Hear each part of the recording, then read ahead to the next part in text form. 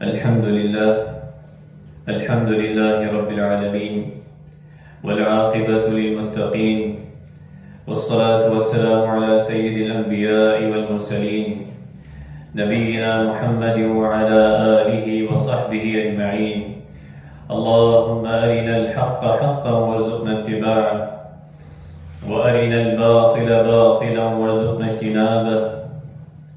سبحانك لا علم لنا إلا ما علمتنا إنك أنت العليم الحكيم. فأعوذ بالله من الشيطان الرجيم.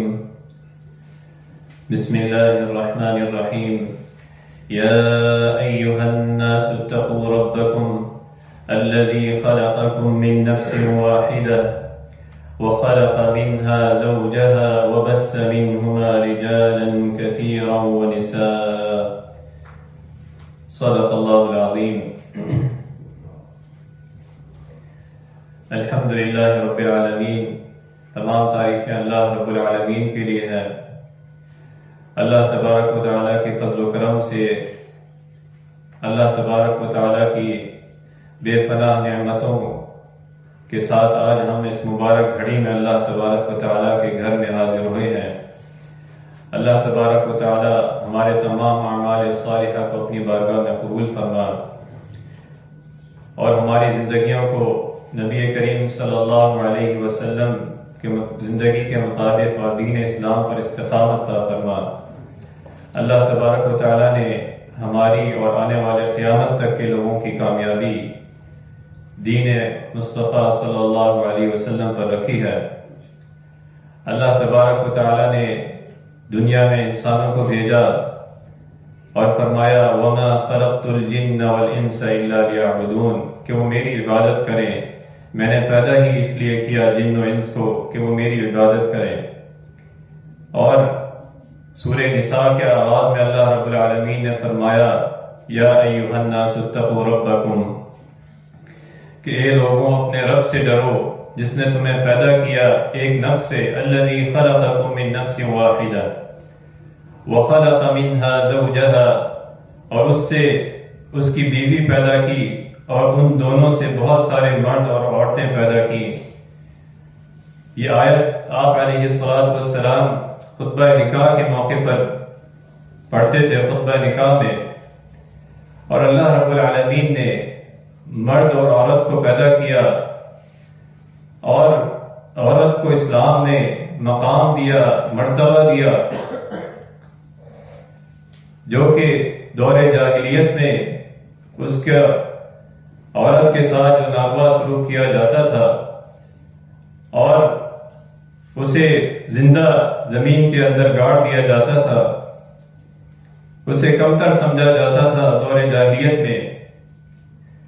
اور اسلام کے اوپر یہ پروپیگنڈا کیا گیا کہ اسلام نے عورت کو کوئی مقام نہیں دیا, کوئی مرتبہ نہیں دیا. اور دور جاہلیت کے بارے میں اللہ رب العالمین نے فرمایا کہ جاہلیت میں جب کسی کو کوئی بیٹی کی, کسی کو لڑکی کی جب بشارت ہوتی تھی کسی کو بیٹی کی, فرمایا وَإِذَا بُشِّرَ أَحَدُهُم بِالْأُنثَىٰ ظَلَّ وَجْهُهُ مُسْوَدًّا وَهُوَ كَظِيمٌ اور ان میں سے کسی کو جب لڑکی کی خوشخبری جاتی تھی تو اس کا چہرہ جو ہے ظَلَّ وَجْهُهُ سیاہ ہو جاتا تھا, وَهُوَ كَظِيمٌ اور دل ہی دل میں جو ہے وہ گھٹنے لگتا تھا. اور پھر فرمایا يَتَوَارَى مِنَ الْقَوْمِ مِنْ سُوءِ مَا بُشِّرَ بِهِ کہ وہ اس بری خبر اسے دی گئی اس کی وجہ سے وہ لوگوں سے منہ چھپاتا ہوا پھرتا تھا اس بیٹی کے متعلق جو اسے خوشخبری دی جاتی تھی کہ تمہارے ہاں جو ہے وہ بیٹی پیدا ہوئی ہے. تو یہ ان لوگوں کا برا حال تھا جاہلیت میں عورت کے لحاظ سے. فرمایا اس آیت کے آخری میں الا ساء ما يحكمون کیا ہی یہ برے فیصلے تھے جو یہ کرتے تھے. پھر فرمایا للذین لا يؤمنون بالآخرة مثل السوء کہ ان لوگوں کا جو آخرت پر ایمان نہیں رکھتے بہت برا حال ہے. اور اسلام نے اس تمام جاہلیت کے رواج کو ختم کیا جو عورت کے ساتھ تھا, چاہے وہ بیٹی کا رشتہ ہو, چاہے وہ ماں کا مقام ہو, چاہے وہ بیوی کا رشتہ ہو. اسلام نے عورت کو مقام و مرتبہ دیا، اور آپ علیہ السلام کی اسوہ حسنہ سے عملی نمونہ ملا، جہاں اللہ رب العالمین کی آیات اس پر گواہ ہے کہ جو اسلام میں عورت کا مقام ہے، وہ مرتبہ، اور یہ فرما دیا اللہ تبارک و تعالی نے کہ کسی کو بیٹی دینا، کسی کو بیٹے دینا، اور کسی کو دونوں دینا، یا کسی کو کچھ بھی اولاد نہ ہونا، یہ اللہ کے ہاتھ میں ہے۔ یَهَبُ لِمَن یَشَاءُ إِنَاثًا وَیَهَبُ لِمَن یَشَاءُ الذُّکُورَ أَوْ يُزَوِّجُهُمْ ذُکْرَانًا وَإِنَاثًا وَیَجْعَلُ مَن یَشَاءُ عَقِیمًا۔ چاروں قسم جو ہے وہ اللہ رب العالمین کے ہاتھ میں ہے۔ تو یہ عورت کا مقام و مرتبہ اللہ رب العالمین نے اور دین اسلام میں جو بتایا۔ اور دور جاہلیت کے بارے میں کسی نے لکھا کہ وہ عرب کے ہاں یہ رواج تھا کہ جب ان کے گھر میں بیٹی پیدا ہوتی تو اسے اپنے جانوروں کو چروانے کے لیے جنگل میں چھوڑ آتے، یا جب اس کی عمر بڑی ہوتی، 6 سال کی عمر ہوتی، تو اسے یہ کہہ کر لے جاتا کہ میں اپنے ان کے دادا سے ملوانے جا رہا ہوں، اور وہ کسی جگہ گھڑے کے پاس لے جاتا، اس گھڑے کے اندر اسے دھکا دے دیتا، اس کو زندہ درگور کر دیتا۔ تو یہ دور جاہلیت میں عورت کے ساتھ رویہ تھا، اور آپ علیہ السلام نے عورت کا جو مقام و مرتبہ و عظمت بیان کی، فرمایا ان اللہ حرم علیکم عقوق الامہات،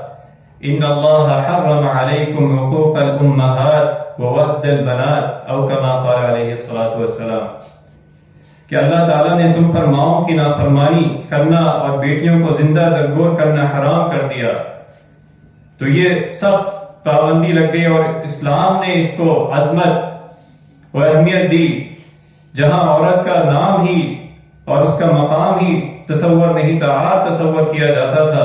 تو آپ علیہ السلام کی یہ تربیت اور عملی نمونہ، اور بیٹی کے حوالے سے آپ علیہ السلام نے فرمایا من ابتلی من هذه البنات بشيء فأحسن إليهن كن له سترا من النار، او کما قال علیہ السلام، کہ جس شخص کو ان بیٹیوں کی وجہ سے کسی طرح آزمائش میں ڈالا جاتا ہے اور پھر وہ ان سے اچھائی کرتا ہے، تو یہ اس کے لیے جہنم سے پردہ بن جائیں گی۔ کہ وہ اچھائی کرتا ہے، اس سے مراد یہ ہے کہ ہر قسم کی ان کے ساتھ اچھائی، ان کی تربیت کرنا، ان کے ساتھ اچھا سلوک کرنا، تعلیم و تربیت دینا، اور جب وہ جوان ہو جائیں تو ان کی شادی کرنا، یہ سارے اہتمام کرنا، یہ اچھائی میں شامل ہے۔ تو آپ علیہ السلام نے فرمایا کہ وہ اس کے لیے جو ہے جہنم سے پردہ بن جائیں گے۔ ایک اور موقع پہ حضرت انس رضی اللہ عنہ فرماتے ہیں کہ آپ علیہ السلام نے فرمایا من عال جاریتین حتی تبلغ جاء یوم القیامت انا وهو وضم اصابعه، او کما قال علیہ السلام، کہ جو شخص 2 لڑکیوں کی پرورش کرے یہاں تک کہ وہ بالغ ہو جائیں، تو وہ اور میں قیامت کے دن ایسے ہوں گے جیسے میری یہ انگلیاں ہیں۔ یہ بشارت دی بیٹی کی تربیت، بیٹی کا مقام بیان کیا، اور فرمایا جس نے 2 لڑکیوں کی پرورش کی اور وہ اور میں جنت میں ایسے ہو داخل ہوں گے جیسے یہ 2 انگلیاں۔ تو یہ عورت کا مقام بیٹی کے ساتھ، اور اسی طرح ماں کے حوالے سے جو اللہ رب العالمین نے بارہا قرآن مجید میں ذکر کیا، اپنی عبادت کے بعد، اپنے ذکر کے بعد وَقَضَىٰ رَبُّكَ أَلَّا تَعْبُدُوا إِلَّا إِيَّاهُ وَبِالْوَالِدَيْنِ إِحْسَانًا، والدین اور خصوصاً ماں کے حوالے سے ذکر کیا کہ یہ مقام عورت کا اور ماں کا۔ وَوَصَّيْنَا الْإِنسَانَ بِوَالِدَيْهِ حَمَلَتْهُ أُمُّهُ وَهْنًا عَلَى وَهْنٍ، کہ ہم نے اس کو نصیحت کی، اس کے حکم دیا کہ والدین کے ساتھ اچھا سلوک کریں، خصوصاً ماں کے ساتھ جس نے اسے بار بار کمزوریاں، مشقت اٹھا کے اسے رکھا۔ تو یہ اللہ رب العالمین نے عورت کا مقام بیان کیا کہ اسے اف تک نہ کہے، وَقَضَىٰ رَبُّكَ أَلَّا تَعْبُدُوا إِلَّا إِيَّاهُ وَبِالْوَالِدَيْنِ إِحْسَانًا إِمَّا يَبْلُغَنَّ عِندَكَ الْكِبَرَ أَحَدُهُمَا أَوْ كِلَاهُمَا فَلَا تَقُل لَّهُمَا أُفٍّ۔ والدین خصوصاً ماں کا مقام بیان کیا۔ ایک موقع پہ آپ علیہ السلام کے پاس ایک شخص آیا اور آپ علیہ الصلوۃ والسلام سے سوال کیا کہ لوگوں میں میرے حسن سلوک کا سب سے زیادہ مستحق کون ہے؟ تو آپ علیہ الصلوۃ والسلام نے فرمایا تمہاری ماں۔ اور اس نے یہ 3 دفعہ پوچھا تو آپ علیہ الصلوۃ والسلام نے یہی فرمایا کہ تمہاری ماں، تمہاری ماں اور تمہاری ماں۔ اور پھر 4تھی دفعہ جب پوچھا تو فرمایا کہ اب تمہارا باپ۔ تو یہ عورت کا مقام ماں کی طرح، ماں کے تعلق سے عورت کا مقام، بیٹی کے تعلق سے عورت کا مقام اسلام نے بیان کیا۔ اور اسی طرح بیوی کے تعلق سے بھی آپ علیہ الصلوۃ والسلام نے ہمیں رہنمائی دی، فرمایا کہ نکاح کے لیے اس سے جو ہے اجازت طلب کی جائے۔ لا تنکح الایتم حتی تستأمر ولا تنکح البکر حتی تستأذن۔ کسی بیوہ کا نکاح اس وقت تک نہ کیا جائے جب تک کہ اس سے مشورہ نہ کر لیا جائے، اور اسی طرح کسی کنواری لڑکی سے کا نکاح اس وقت تک نہ کیا جائے جب تک جو ہے اس سے اجازت نہ لی جائے۔ تو صحابہ کرام رضی اللہ عنہم اجمعین نے پوچھا کہ اللہ کے رسول صلی اللہ علیہ وسلم اس سے کیا مراد ہے، اس اجازت سے کیا مراد ہے؟ تو آپ علیہ الصلوۃ والسلام نے فرمایا کہ اس کی خاموشی ہی اس کی اجازت جو ہے وہ سمجھی جائے۔ اور پھر اس کے بارے میں اور فرمایا کہ اس کا مہر ادا کیا جائے، وہ بیوی بن گئی تمہاری۔ وَآتُوا النِّسَاءَ صَدُقَاتِهِنَّ نِحْلَةً، اور عورتوں کے ان کے مہر جو ہے وہ راضی سے، خوشی سے ان کے مہر ادا کرو۔ اور اسی طرح آپ علیہ الصلوۃ والسلام نے فرمایا عورت کے مقام و مرتبہ بیوی کی صورت میں جو ہے کہ فرمایا اسے نان و نفقہ مہیا کیا جائے۔ خطبہ حجۃ الوداع کے موقع پر آپ علیہ الصلوۃ والسلام مجمع کے سامنے اصحابہ کرام رضوان اللہ علیہم اجمعین کے سامنے فرمایا کہ فاتقوا اللہ فی النساء فإنکم اخذتموہن بأمان اللہ واستحللتم فروجہن بکلمۃ اللہ وَلَكُمْ عَلَيْهِنَّ أَلَّا يُؤْتِينَ فُرُوشَكُمْ أَحَدًا تَكْرَهُونَ وَلَهُنَّ عَلَيْكُمْ رِزْقُهُنَّ وَكِسْوَتُهُنَّ بِالْمَعْرُوفِ، کہ تم عورتوں کے متعلق اللہ سے ڈرتے رہنا، کیونکہ تم نے انہیں اللہ کے امان کے ساتھ دیا اور انہیں اللہ کے کلمے کے ذریعے اپنے لیے حلال کیا، اور تمہارا ان پر یہ حق ہے کہ وہ تمہارے بستروں پر تمہارے گھر میں کسی ایسے شخص کو نہ آنے دیں جنہیں تم ناپسند کرتے ہو، اور ان کا تم پر یہ حق ہے کہ تم انہیں معروف طریقے کے مطابق کھانا اور لباس مہیا کرو، یہ ان پر حق ہے۔ اور آپ علیہ الصلوۃ والسلام نے مزید اس پہ رہنمائی دی جو اللہ رب العالمین نے فرمایا وَعَاشِرُوهُنَّ بِالْمَعْرُوفِ فَإِن كَرِهْتُمُوهُنَّ فَعَسَىٰ أَن تَكْرَهُوا شَيْئًا وَيَجْعَلَ اللَّهُ فِيهِ خَيْرًا كَثِيرًا، اور ان کے ساتھ اچھے طریقے سے رہو، گزر بسر کرو۔ اگر تم انہیں ناپسند کرو،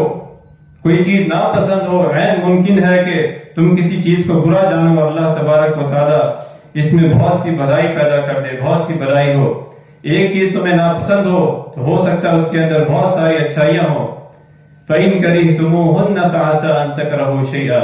وَيَجْعَلَ اللَّهُ فِيهِ خَيْرًا كَثِيرًا۔ اور اسی طرح آپ علیہ الصلوۃ والسلام نے فرمایا خَيْرُكُمْ لِأَهْلِي وَأَنَا خَيْرُكُمْ لِأَهْلِي، کہ تم میں سب سے بہتر شخص وہ ہے جو اپنے اہل کے لیے، اپنے گھر والوں کے لیے بہتر ہے، اور میں تم سب کی نسبت اپنے اہل کے لیے، اپنے گھر والوں کے لیے زیادہ بہتر ہوں۔ اور فرمایا کوئی مومن اپنی مؤمنہ بیوی سے بغض نہ رکھے، اگر اسے کوئی ایک عادت ناپسند ہو تو دوسری عادت جو ہے اللہ رب العالمین اس کے اندر ایسی ہوگی جو اسے پسند ہوگی۔ تو یہ عورت کا مقام بیوی کی نسبت سے۔ اور پھر فرمایا کہ اگر ان کے ساتھ عدل و انصاف کرو، اللہ رب العالمین نے فرمایا فَإِن خِفْتُمْ أَلَّا تَعْدِلُوا فَوَاحِدَةً، اگر تمہیں خوف ہو کہ تم ان میں عدل و انصاف نہ کر سکو تو ایک ہی کافی ہے، لیکن اگر تم ایک سے زیادہ کرتے ہو تو ان کے ساتھ عدل و انصاف کرو۔ آپ علیہ الصلوۃ والسلام نے فرمایا کہ جو من کانت لہو امرتان، کہ جس شخص کی 2 بیویاں ہوں اور وہ ان میں سے کسی ایک کی طرف مائل ہوا اور دوسری کو نظر انداز کیا، تو قیامت کے دن وہ اس حالت میں آئے گا کہ اس کا جسم کا ایک حصہ ساقط ہوگا۔ تو یہ عدل و انصاف کرنا، ایک بیوی ہے یا 2 بیوی ہے، یہ آپ علیہ الصلوۃ والسلام کی اسوہ حسنہ۔ اور بیوی سے وفا کے بارے میں حضرت عائشہ رضی اللہ عنہا بیان کرتی ہے کہ رسول اللہ صلی اللہ علیہ وسلم حضرت خدیجہ رضی اللہ عنہا کی وفات کے بعد بھی جب کوئی جانور ذبح کرتے تو ان کی سہیلیوں کے لیے بھجواتے، تو حضرت عائشہ رضی اللہ عنہا جنہوں نے حضرت خدیجہ رضی اللہ عنہا کو نہیں دیکھا تو فرماتی ہے کہ میں اس پہ عش کرتی تو آپ علیہ السلام حضرت خدیجہ رضی اللہ عنہا کی فضیلت بیان کرتے کہ ان سے میری اولاد ہوئی ہے، وہ پہلی میری بیوی ہے۔ تو موت کے بعد بھی ان کے لیے وفا کی، یا آپ علیہ السلام کی اسوہ حسنہ عورت کے لیے کہ جو اسی طرح زمانہ جاہلیت میں جو عورت کو وراثت سے محروم رکھا جاتا تھا، اللہ رب العالمین نے فرمایا للرجال نصیب مما ترک الوالدان والاقربون وللنساء نصیب مما ترک الوالدان والاقربون مما قل منه او كثر نصیبا مفروضا۔ والدین اور قریبی رشتہ دار جو مال چھوڑ جائیں اس میں مردوں کا حصہ ہوتا ہے۔ پھر فرمایا وللنساء نصیب، اور عورتوں کا بھی اسی طرح حصہ ہے جو والدین اور قریبی رشتہ دار چھوڑ جائیں، چاہے مال تھوڑا ہو یا زیادہ ہو۔ تو اسلام نے عورت کو مقام و مرتبہ دیا اور وراثت میں بھی جو ہے اس کو حقدار بنایا۔ اللہ تبارک و تعالی نے اسی طرح عورت کی اہمیت کے بارے میں فرمایا کہ زمانہ جاہلیت میں جب کسی کی ماں، سوتیلی ماں فوت ہو جاتی تھی تو اس کے ساتھ جو ہے اس کا بیٹا جو ہے وہ تعلق قائم کرتا تھا۔ اس کے بارے میں سب ناپسندیدہ و حرام قرار دیا اور فرمایا وَلَا تُنْكِحُوا وَلَا تَنْكِحُوا مَا نَكَحَ آبَاؤُكُم مِّنَ النِّسَاءِ إِلَّا مَا قَدْ سَلَفَ، اور ان عورتوں سے نکاح مت کرو جن سے تمہارے باپوں نے نکاح کیا ہے مگر جو گزر چکا، یہ بے حیائی کا کام ہے۔ إِنَّهُ كَانَ فَاحِشَةً وَمَقْتًا وَسَاءَ سَبِيلًا۔ اور پھر مزید عورت کی اہمیت و مقام کے بارے میں اللہ رب العالمین نے فرمایا سورۃ النساء میں وَأَن تَجْمَعُوا بَيْنَ الْأُخْتَيْنِ إِلَّا مَا قَدْ سَلَفَ، کہ جہاں ساری تفصیل آئی حرمت علیکم امہاتکم وبناتکم کہ تم پر تمہاری مائیں، تمہاری بیٹیاں۔ پھر اللہ رب العالمین نے خاص یہ بھی فرمایا وَأَن تَجْمَعُوا بَيْنَ الْأُخْتَيْنِ إِلَّا مَا قَدْ سَلَفَ، کہ تم پر حرام ہے کہ تم دو بہنوں کو ایک شخص کے نکاح میں جو ہے جمع کرنا بھی، یہ بھی حرام ہے۔ تو یہ عورت کا مقام و مرتبہ، اور اسی طرح عورت کو جو اللہ رب العالمین نے جس طرح بنایا اسی طرح اس کے لیے حکم کا اہتمام کیا، اسی طرح اس کے لیے نماز کا، روزے کے بارے میں رہنمائی دی کہ ان کو زمانہ جاہلیت میں مخصوص ایام میں ان کو الگ تھلگ کر دیا جاتا تھا بالکل۔ تو آپ علیہ السلام نے عملی نمونہ ہمیں پیش کیا اپنے ازواج مطہرات کے ساتھ، اور اس چیز کو ناجائز قرار دیا جو زمانہ جاہلیت میں تھا، اور صرف یہ فرمایا کہ ان سے ہر طرح کا تعلق رکھا جائے سوائے میاں بیوی کا جو تعلق ہے اس کے علاوہ ہر طرح کا تعلق جو ہے ان کے ساتھ رکھا جائے۔ اور حضرت عائشہ رضی اللہ عنہا بیان کرتی ہیں کہ میں مخصوص ایام میں کے حالت میں ہوتی تھی اور ایک برتن میں جب پانی پیتی تھی اور آپ علیہ السلام کو دیتی تھی تو آپ علیہ السلام بھی اسی جگہ اسی برتن میں پانی پیتے تھے، اور اسی طرح کوئی کھانا کھاتے تھے آپ علیہ السلام بھی وہ کھانا اسی طرح اس جگہ سے کھاتے تھے۔ تو یہ آپ علیہ السلام کی اسوہ حسنہ عورت کے لیے، عورت کے ساتھ، بیوی کے ساتھ، بیٹی کے ساتھ۔ حضرت انس رضی اللہ عنہ بیان کرتے ہیں کہ یہودیوں میں جب کوئی عورت مخصوص ایام میں ہوتی وہ اپنے گھروں میں اس کے ساتھ نہ کھاتے تھے نہ پیتے تھے، لیکن اسلام کی یہ تعلیمات نہیں ہے۔ اسلام نے ہر چیز کو جو ہے حلال کیا ہے سوائے مرد اور عورت میاں بیوی کے تعلق کو۔ اسی طرح اللہ رب العالمین نے فرمایا کہ یہ عورت کا مقام و مرتبہ، لیکن عمل کے لحاظ سے وہی اللہ رب العالمین کے پاس کامیاب ہوگا، چاہے وہ مرد ہو چاہے وہ عورت ہو۔ عورت کا مقام و مرتبہ اللہ رب العالمین نے قرآن مجید میں نساء، عورت کے نام سے نساء، سورۃ النساء نازل کی، جس میں عورت کے احکام بیان کیے، وراثت کے احکام بیان کیے، لیکن عمل کے لحاظ سے اللہ رب العالمین نے فرمایا فَاسْتَجَابَ لَهُمْ رَبُّهُمْ أَنِّي لَا أُضِيعُ عَمَلَ عَامِلٍ مِّنْكُمْ، بس ان کے رب نے ان کی دعا قبول فرما لی، تم میں سے کسی عمل کرنے والے کے عمل کو خواہ مرد ہو یا عورت ضائع نہیں کرتا۔ مَنْ عَمِلَ صَالِحًا مِّن ذَكَرٍ أَوْ أُنثَىٰ وَهُوَ مُؤْمِنٌ، کہ جو کوئی مرد ہو یا عورت نیک عمل کرے اللہ رب العالمین اسے اچھی زندگی، پاکیزہ زندگی کی بشارت دیتا ہے۔ تو عمل اللہ رب العالمین کے ہاں یکساں ہے، چاہے وہ مرد ہو یا عورت ہو۔ اور اللہ رب العالمین نے سورہ احزاب میں فرمایا ان المسلمین والمسلمات والمؤمنین والمؤمنات، تمام مردوں کے ساتھ عورتوں کی صفات کا ذکر کیا، والذاکرین اللہ کثیرا والذاکرات، اللہ کو کثرت سے یاد کرنے والے مرد اور اللہ کو کثرت سے یاد کرنے والی عورتیں. تو عورت کا مقام و مرتبہ، لیکن عمل کے لحاظ سے اس کو پابند کیا کہ جو اللہ رب العالمین نے اور نبی علیہ الصلوۃ نے جو اسوہ حسنہ بتایا ہے اور جو اسلام نے قوانین بتائے ہیں، اسی میں اس کی بقا ہے، اسی میں اس کی عزت ہے، اسی میں اس کا تحفظ ہے، اسی میں اس کی دنیا و آخرت کی کامیابی ہے. اللہ رب العالمین نے فرمایا وَمَا كَانَ لِمُؤْمِنٍ وَلَا مُؤْمِنَةٍ، کہ کسی مؤمن مرد اور عورت کو اللہ اس کے رسول کے فیصلے کے بعد کسی عمل پر اختیار نہیں رہتا کہ جو اللہ اس کے رسول نے فیصلہ کر دیا ہے کہ وہ اس میں نافرمانی کریں. آپ علیہ السلام نے فرمایا کلکم راع وکلکم مسئول عن رعیتی، فالامام راع وهو مسئول عن رعیتی، والرجل راع في اهله وهو مسئول عن رعیتی، والمرأة راعية في بيت زوجها وهي مسئولة عن رعیتها، فکلکم راع وکلکم مسئول عن رعیتی، او کما قال علیہ السلام. تم میں سے ہر شخص جو ہے وہ ذمہ دار ہے اور ہر شخص سے اس کی ذمہ داری کے متعلق پوچھ گچھ ہوگی، پوچھا جائے گا. حکمران ہے تو اس کی ذمہ داری کے بارے میں اس سے سوال کیا جائے گا، اور اسی طرح اپنے گھر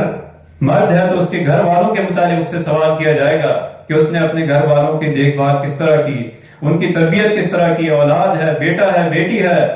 ان کی تربیت کس طرح کی، اس کے بارے میں پوچھا جائے گا. اور عورت سے اس کے گھر کے بارے میں پوچھا جائے گا کہ اس نے اپنے خاوند کا خیال رکھا، اپنی اولاد کی تربیت کس طرح کی، کہ عورت کی گود، ماں کی گود جو ہے وہ بچی کی پہلی درسگاہ ہے. تو اللہ رب العالمین نے عورت کو جو تحفظ و مقام دیا اور جو فرمایا وَقَرْنَ فِي بُيُوتِكُنَّ، کہ اپنے گھروں میں رہو، کہ اس کے لیے پسند کیا کہ اس کا دائرہ عمل جو ہے وہ گھر ہے، اس کی چار دیواری کے اندر.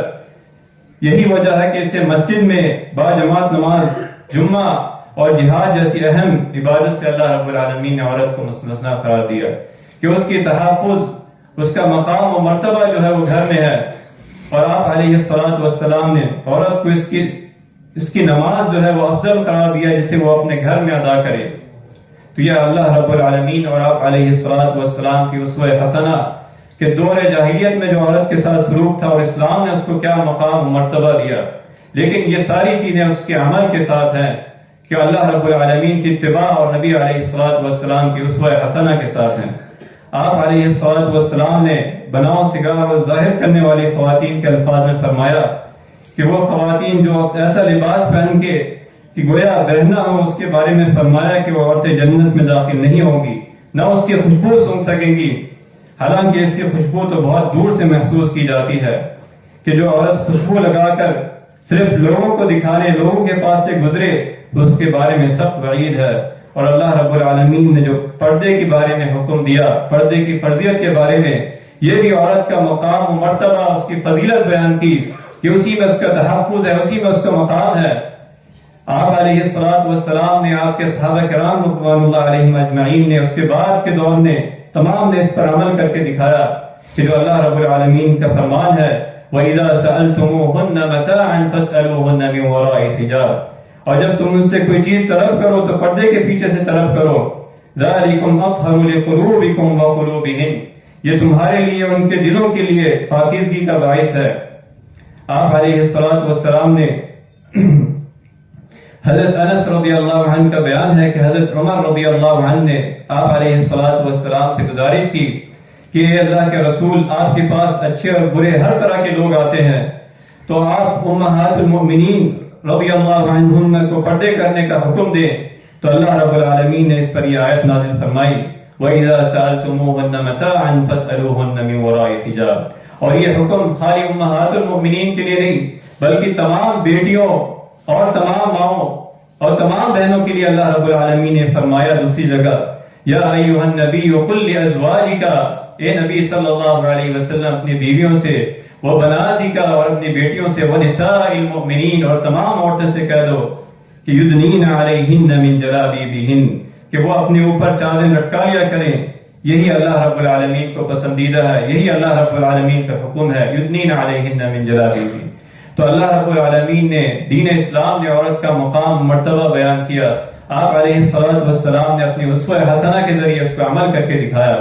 اور اسی مقام و مرتبہ میں اس کے لیے قوانین و ضوابط بھی بیان کیے کہ اس قوانین کے اندر رہ کر اس طرح اس کا تحفظ ہے، اس طرح اس کی عزت و بقا ہے، اور اس طرح اللہ رب العالمین کی پسند ہے، دنیا میں بھی اس کے لیے کامیابی ہے اور آخرت میں بھی اس کے لیے کامیابی ہے۔ اللہ رب العالمین سے دعا ہے کہ جو اعمال ہم نے سنے ہیں اس پر عمل کرنے کی توفیق عطا فرما۔ اللہ تبارک و تعالی ہمیں حقوق العباد ادا کرنے کی توفیق عطا فرما۔ اللہ تبارک و تعالی ہماری زندگیوں کو نبی کریم صلی اللہ علیہ وسلم کی سنت کے مطابق بنا دے۔ وآخر دعوانا الحمدللہ۔